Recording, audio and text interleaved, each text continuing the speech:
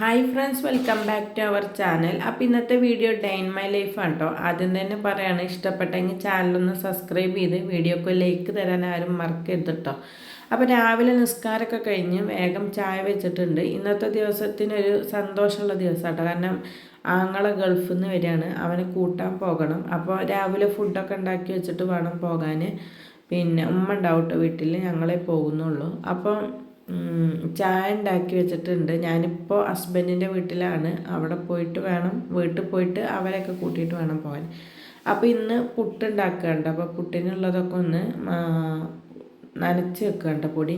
പിന്നെ കഴുകാൻ കുറച്ച് തുണി ഉണ്ടായിരുന്നു, കുറച്ച് അധികം ഉണ്ടായിരുന്നു. അപ്പോൾ അതിങ്ങനെ ഡെയിലി കൂടുമ്പോൾ ഇങ്ങനെ കൂടിക്കൂടി വരുമല്ലോ. അപ്പോൾ അതൊക്കെ ഒന്ന് മെഷീനിലിട്ടാൽ, മെഷീൻ ഓട്ടോമാറ്റിക്കാണ്, അതിൻ്റെ എല്ലാ പണിയും കഴിഞ്ഞിട്ട് അതവിടെ വന്ന് നിന്നോളും. അപ്പോൾ ഞാൻ കഴുകാനുള്ള തുണികളൊക്കെ ഒന്ന് മെഷീനിലിട്ട് കൊടുക്കുക കേട്ടോ. രാവിലെ എണീറ്റാൽ ഞാൻ ഇപ്പോൾ ഏറ്റവും ഫസ്റ്റ് ചെയ്യുന്ന ഒരു പണി മെഷീനിൽ തുണിയിടലാണ് കേട്ടോ. അത് കഴിഞ്ഞിട്ട് മുറ്റത്തേക്ക് ഇറങ്ങി. ഇപ്പം മുറ്റത്ത് നല്ലോണം ഇല പൊഴിയണ ഒരു കാലമാണല്ലോ. അപ്പം മുറ്റം നിറയെ ഇലയിരുന്നു കേട്ടോ. നമ്മളെ വീടിൻ്റെ 4 പുറം മൂച്ചിയും പ്ലാവ് അങ്ങനെയൊക്കെ ഉള്ള ഇതാട്ടോ. അപ്പോൾ ഇതുണ്ടോ, നന്നായിട്ട് ഇല പൊഴിയും. അപ്പോൾ ഇതിൻ്റെ ഇടയ്ക്ക് ഉണ്ടോ പ്ലെയിന് പോണത് കണ്ടപ്പോൾ ഞാൻ ഒന്ന് ജസ്റ്റ് വീഡിയോ എടുത്തതാണ് കേട്ടത്. നമ്മളെ വീട്ടിൽ നിന്ന് ഇങ്ങനെ കാണും.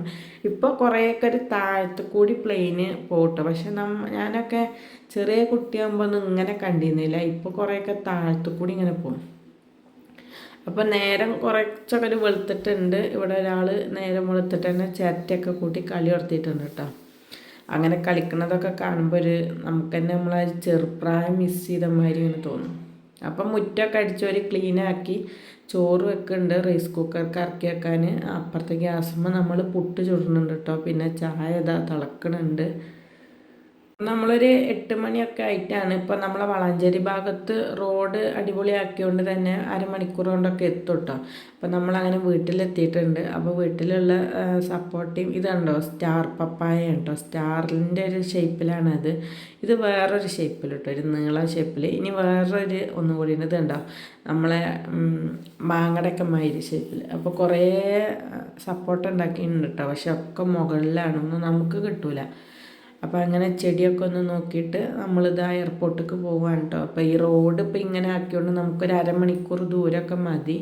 പിന്നെ കുറച്ച് വൈകി ഒരു 9:30 ആകുമ്പോഴത്തേന് എത്തിയാൽ മതി എന്ന് പറഞ്ഞിട്ടുണ്ടായിരുന്നു കേട്ടോ. അപ്പോൾ പോണ വഴി നമ്മൾ എയർപോർട്ടിൻ്റെ റോഡ് തിരിഞ്ഞപ്പോൾ ഇതാ ഉഴുന്നുവടിയും ചായയൊക്കെ മേടിച്ച് കുടിച്ചിട്ടുണ്ടായിരുന്നു. അപ്പോൾ അങ്ങനെ അത് എയർപോർട്ടിൽ എത്തിയിട്ടുണ്ട് കേട്ടോ. അപ്പോൾ ഞാൻ ഇക്കാൻ്റെപ്പാണ് പോണത്. പിക്ക് അങ്ങനെ പറയുന്നത് എനിക്കിഷ്ടമല്ല അങ്ങോട്ട് വരാൻ. ഈ പ്രവാസികൾക്ക് എയർപോർട്ട് പ്ലെയിനൊക്കെ കാണുമ്പോൾ ഭയങ്കരമായിട്ട് ദേഷ്യമാണ്. നമ്മളതിങ്ങനെ ചെറുപ്പത്തിലെ എയർപോർട്ടിലേക്ക് പോയാലും ഇങ്ങനെ കാണലൊക്കെ ഭയങ്കര ഇഷ്ടമല്ലേ. പക്ഷെ ഇപ്പോൾ എന്നോട് പറയുകയാണെങ്കിൽ എനിക്കിഷ്ടമല്ല ഇങ്ങനെ കാണുന്നത് എന്നൊക്കെ പറയുന്നു കേട്ടോ. അപ്പോൾ ഫ്രൂട്ടി മേടിച്ചിട്ടുണ്ടായിരുന്നു, അതൊക്കെ ഇവിടെ കുടിക്കൽ ഉറച്ചിട്ടുണ്ട് കേട്ടോ. അപ്പോൾ ഇത് അങ്ങനെ നമ്മൾ പ്ലെയിന് വന്നിക്കണോ നോക്കിയപ്പോൾ അതിൻ്റെ പ്ലെയിൻ എത്തിയിട്ടില്ല. പക്ഷെ എന്നാലും ഇങ്ങനെ ഇതൊക്കെ കണ്ടു നിൽക്കാൻ ഇതൊരു വേറെ വൈബാണ്, ഇങ്ങനെ വരുന്നതും പോണതൊക്കെ. അപ്പം അങ്ങനെ നിൽക്കുക കേട്ടോ. അപ്പം ഇതിൽ രസം ഉണ്ടായത് എന്താ വെച്ചിട്ടാ, നമ്മളിപ്പോൾ ഈ പൂവ് ഇങ്ങനെ കൊടുക്കുമല്ലോ അങ്ങനെ. അപ്പം അങ്ങനെ നോക്കി നിന്ന് ഇവൻ വന്നത് ഞങ്ങൾ കണ്ടില്ല. ഇവനതിൻ്റെ ഇടയിൽ കൂടി വന്ന്. അപ്പം ഞങ്ങൾ തിരിച്ച് പോരുകയാണ്. തിരിച്ച് പോകുന്ന വഴി നമ്മൾ ഫുഡ് കഴിക്കാൻ വേണ്ടി നിർത്തിയിരുന്നു കേട്ടോ. അന്ന് ബ്രേക്ക്ഫാസ്റ്റ് ഒന്നും കഴിച്ചിട്ടില്ല.